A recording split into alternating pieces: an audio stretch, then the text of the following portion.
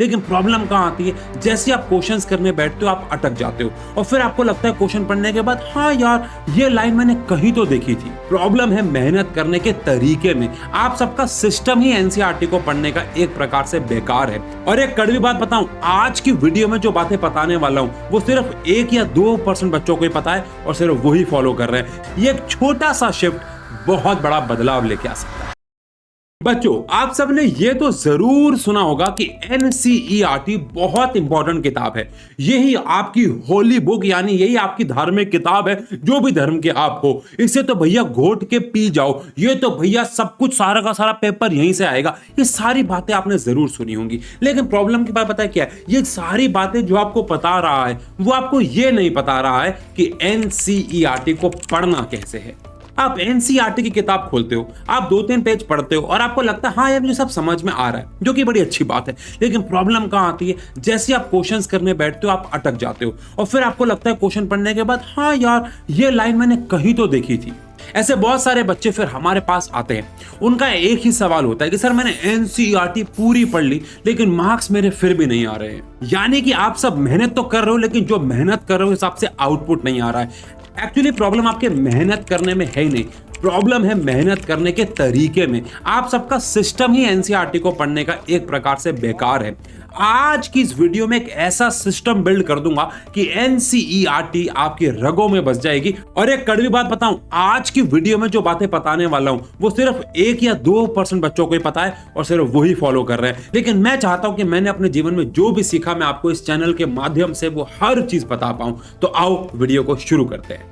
देखो, वीडियो में आगे बढ़ने से पहले, सिस्टम को जानने से पहले यह जानना बहुत जरूरी है कि हाल ही में एनसीईआरटी के अंदर बहुत सारे चेंजेस हुए हैं, खासकर 9th क्लास में।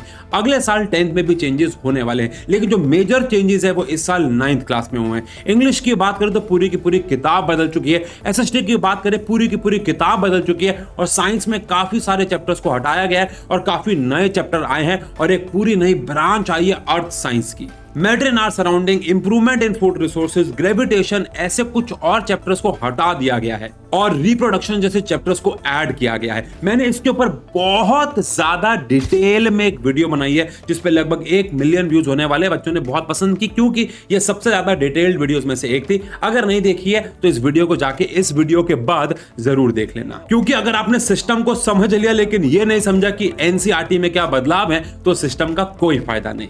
तो आओ अब सबसे पहले उस गलती पे आते हैं जो कि 99% बच्चे कर रहे हैं और शायद आप भी कर रहे होंगे। अक्सर आप क्या करते हो कि एनसीईआरटी के पहले पेज से शुरू करते हो और लास्ट तक उसे पढ़ते रहते हो। पूरा चैप्टर खत्म करने के बाद भले 1 दिन में, 2 दिन में या 3 दिन में, लेकिन आप लाइन टू लाइन पढ़ते रहते हो। उसके बाद आपको लगता है कि मैंने बहुत मेहनत कर ली, मुझे पूरा चैप्टर आ गया। बट ये अप्रोच गलत है। इस अप्रोच को वैसे तो हम एक लीनियर अप्रोच कहते हैं, लेकिन एग्जाम पैटर्न बहुत बदल चुके हैं। इसलिए अब हमें एक लीनियर अप्रोच नहीं, एक टारगेटेड अप्रोच चाहिए, जिसे कहते हैं रिवर्स इंजीनियरिंग मेथड। यानी कि सब कुछ उल्टा करना है। यकीन मानो थोड़ा अटपटा लग सकता है, लेकिन एक चैप्टर में मेरे कहने पे करके देखना, मजा आ जाएगा। सबसे पहले चैप्टर शुरू करने से पहले आपको उसकी बैक एक्सरसाइज पे जाना है, उसके सारे क्वेश्चंस को रीड करना है, इन टेक्स्ट क्वेश्चन को रीड करना है और अगर उस चैप्टर में एग्जांपल्स हैं तो एग्जांपल्स को भी रीड करना है। अभी फिलहाल मैं यहाँ पे एसएसटी, इंग्लिश, साइंस जैसे सब्जेक्ट्स की बात कर रहा हूं, मैथमेटिक्स की नहीं। सारे क्वेश्चंस को एक बार रफली पढ़ लो। उसके बाद जब आप चैप्टर पढ़ना शुरू करोगे, चैप्टर को समझना शुरू करोगे, तो जैसे ही वो कीवर्ड्स आएंगे जो क्वेश्चंस में थे, आपका दिमाग तुरंत एक्टिव हो जाएगा और उस चीज को बहुत ध्यान से सुनेगा। ये एक छोटा सा शिफ्ट बहुत बड़ा बदलाव लेके आ सकता है। अब ये रिवर्स इंजीनियरिंग मेथड ही सिर्फ एनफ नहीं है, यानी कि सिर्फ क्वेश्चन देख लेने से सब कुछ नहीं होगा। आपको बताऊं, एनसीईआरटी में ऐसी भी कुछ जगहें होती हैं जिस पे एग्जामिनर का एक स्पेशल ध्यान होता है और बच्चे अक्सर उस पार्ट को इग्नोर कर देते हैं। अब जब आप एनसीईआरटी पढ़ना शुरू करेंगे, खासकर साइंस की, तो आपको उसके अंदर कुछ ब्लू बॉक्स, कुछ yellow box, more to know, ये सारे कॉलम्स दिखेंगे और आपको दिखेंगी एक्टिविटीज। अब अक्सर बच्चे इन ब्लू येलो बॉक्सेस को और एक्टिविटीज को इग्नोर कर देते हैं। और मैं आपको बताऊं, कॉम्पिटेंसी बेस्ड क्वेश्चंस यहीं से बनते हैं। सीधा डायरेक्ट पेपर में एक्टिविटी नहीं आती है, लेकिन उससे घुमा फिरा के सवाल एग्जाम में आते हैं। तो ऐसे क्वेश्चंस को करने के लिए आपको करना क्या होगा, कुछ रूल्स फॉलो करने होंगे। पहला रूल, हर एक एक्टिविटी का व्हाट एंड व्हाई समझो, मतलब समझो कि वो एक्टिविटी क्या करवाना चाह रही है और जो भी हो रहा है ऐसा क्यों हो रहा है। रूल नंबर 2, कभी भी एग्जाम्पल्स को स्किप मत करो। मैं हर बात जो बच्चा मुझसे पुराने टाइम से पढ़ता आ रहा है मैं उसको बोलता आ रहा हूं, एग्जाम्पल से ज्यादातर क्वेश्चंस बनते हैं क्योंकि इससे मार्किंग स्कीम बनाना आसान होता है और एग्जाम्पल्स को थोड़ा ट्विस्ट करके एग्जाम में दिया जाता है, तो एग्जाम्पल्स को कभी स्किप नहीं करना है।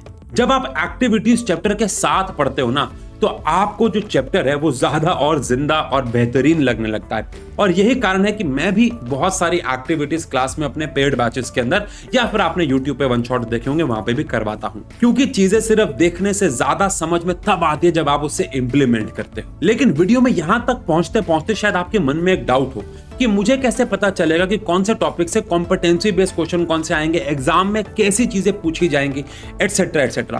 तो यहां पे एक सॉल्यूशन देता हूं और वो है हमारा 9th का न्यूटन बैच और 10th का फाउंडेशन बैच। इस साल बैचेस में बहुत सारे चेंजेस किए गए, जिनमें सबसे बड़ा चेंज जो मैं आज इस वीडियो में बताना चाहता हूं वो ये है कि हर एक चैप्टर में चैप्टर के दौरान तो कॉम्पिटेंसी बेस्ड क्वेश्चन डाले जाएंगे, लेकिन हर एक चैप्टर खत्म होने के बाद 2 डेडिकेटेड क्लास कम से कम ली जाएंगी कॉम्पिटेंसी बेस्ड क्वेश्चन की, हर एक सब्जेक्ट की, जिससे कि आपको पता चलता रहेगा कि एग्जाम में इससे घुमा फिरा के सवाल कैसे आते हैं, और अगर पेपर हमारा मुश्किल भी आया तो भी हम उसके लिए तैयार रहेंगे। इस बैच के अंदर आपको सारी क्लासेस लाइव मिलने वाली हैं और subjects math, science, English, SST, Hindi, जहां पे साइंस में खुद पढ़ाने वाला हूं मैं, सुशांक सर, और SST रीमा मैम, बाकी सारे टीचर्स भी आपको हमारे चैनल पे पढ़ाते हुए मिल जाएंगे। और 9th का न्यूटन और फाउंडेशन बैच, इन दोनों बैचेस का प्राइस 1049 रुपीस है।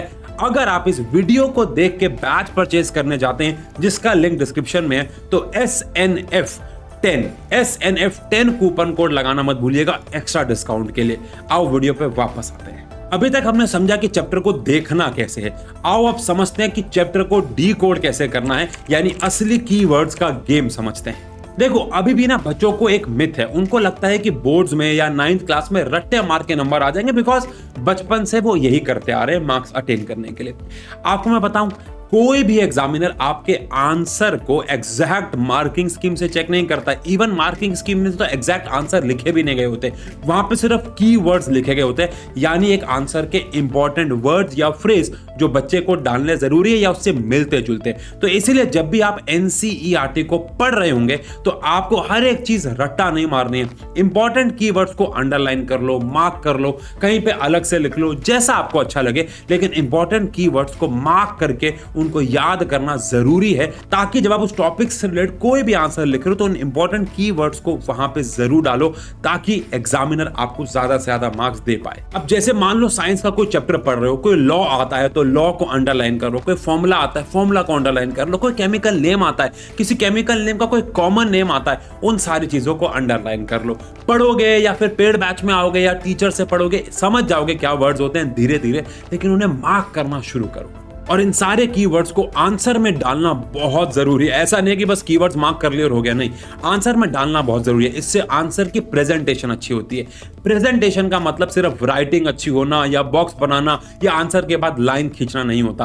प्रेजेंटेशन का मतलब होता है एक आंसर को इस तरीके से लिखना कि उसमें कीवर्ड्स अलग से दिखें, ताकि एग्जामिनर उन्हें पढ़ने पे मजबूर हो जाए। हाँ, आंसर लिखते वक्त भी उन कीवर्ड्स को मार्क कर देना अगर पेपर में टाइम है तो। आओ अब एक ऐसी चीज के बारे में बात करते हैं जो जेन्युइनली बता रहा हूं सिर्फ 1% बच्चा करता है। आपने कभी NCERT के साइड में एक ब्लैंक व्हाइट स्पेस देखा है ना, जो कि एक्चुअली में मार्जिन होती है। यहां आपको बनाने हैं मार्जिन नोट्स। जी हाँ, मोस्ट ऑफ द बच्चों के NCERT में ये खाली जगह आपको खाली ही मिलेगी पूरे साल, लेकिन एक अच्छे बच्चे की NCERT कभी आपने देखी है? एक बच्चा उस पैराग्राफ में, जो भी एक पैराग्राफ पढ़ रहा है, उसकी सारी इंपॉर्टेंट चीजों को शॉर्ट में उस मार्जिन नोट्स में लिख देता है, ताकि पेपर से जस्ट पहले, किसी टेस्ट से जस्ट पहले उसको पूरी NCERT पढ़ने की जरूरत ना पड़े। सिर्फ उन मार्जिन नोट्स को जो उसने कोने पे पेंसिल से लिखे हैं या पेन से लिखे हैं, सिर्फ उन्हें ही पढ़ ले और पूरी NCERT उसकी रिवाइज हो जाए। इन शॉर्ट, हर एक पैराग्राफ के मार्जिन नोट्स बनाओ, यानी हर एक 10 लाइन के पैराग्राफ को 2 लाइनों 3 लाइनों में साइड में लिखो। तो ये सारी छोटी छोटी चीजें अगर आप फॉलो करोगे ना, तो NCERT जो आपको आज टफ लगती है, 1 महीने के अंदर अंदर आपकी बेस्ट, आपकी स्ट्रॉन्गेस्ट, आपका सबसे बड़ा हथियार, सबसे अच्छी किताब बन जाएगी। बस तरीके चेंज करने की देरी है। तरीका चेंज करने पे रिजल्ट्स भी चेंज होना स्टार्ट हो जाते हैं। इन शॉर्ट, एनसीईआरटी इंपॉर्टेंट किताब तो है, ये आपने बहुत जगह से सुना होगा, लेकिन आई होप आप आज वीडियो से समझ गए हैं कि एनसीईआरटी को एक्चुअली में पढ़ना कैसे है। बाकी अगर वीडियो अच्छी लगी हो तो लाइक और चैनल को सब्सक्राइब जरूर कीजिएगा। ऐसी और कौन से टॉपिक्स पे आपको वीडियोस चाहिए कमेंट सेक्शन में जरूर बताइएगा। मिलते हैं ऐसी और वीडियोस में, तब तक के लिए बाय बाय।